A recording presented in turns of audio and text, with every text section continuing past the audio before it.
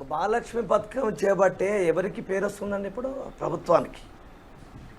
ప్రభుత్వం ఇచ్చిన 6 గ్యారెంటీలలో మొట్టమొదటి గ్యారెంటీ వారు చెప్పినట్టుగా 48 గంటలలో దాన్ని ఆర్టీసీ కార్మికులు భుజాన్ని వేసుకొని ఎన్ని ఇబ్బందులు ఎదురైనా ప్రయాణికులు దాడులు చేసినా, రక్తాలు కాయేటట్టు కొట్టినా, చెప్పులతో దెబ్బలు పడ్డా, రకరకాల ఒత్తిడితో ఎన్నో ఇబ్బందులు అనుభవించుకుంటూ ఇవాళ విజయవంతంగా మహాలక్ష్మి పథకాన్ని తమ భుజాల మీద వేసుకొని ప్రభుత్వ పథకాన్ని విజయవంతంగా అమలు చేపిస్తున్నది ఆర్టీసీ కార్మిక వర్గము.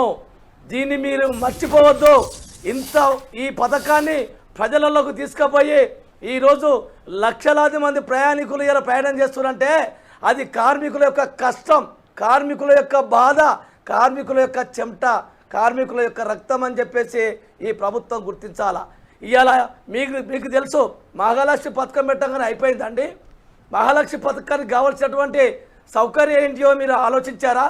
మహాలక్ష్మిలో ప్రయాణించేది కేవలం పల్లె వెలుగు ఎక్స్ప్రెస్ బస్సులనే. ఈ పల్లె వెలుగు ఎక్స్ప్రెస్ బస్సులు ఈ మహాలక్ష్మిల ప్రయాణికులకు అనుగుణంగా పెంచారండి. ఇప్పుడు ఉన్నాయి అట్లా. ఒక్కసారి రోడ్డు మీద మీరు చూడండి, ఏ బస్సు 100కు తక్కువ చూపెట్టండి నాకు. ఏ బస్సు 100, 150, 100, 130 ఇంత ఓవర్లోడ్లో పోతుంటే ఈ ప్రభుత్వానికి కనబడతలేదా? మరి ఇంత ఓవర్లోడ్ ఎందుకు వస్తున్నది? బస్సుల సంఖ్య లేకపోవటం వలన, సరిపడా బస్సులు లేకపోవటం వల్ల. ఇవాళ మహాలక్ష్మి పథకము డబ్బులు ఇస్తున్నాం అంటున్నారు. ఎందుకు పెట్టారు మరి? ఉచిత పథకం పెట్టినప్పుడు మరి ఇవ్వాల్సిన బాధ్యత మీదే కదా. మరి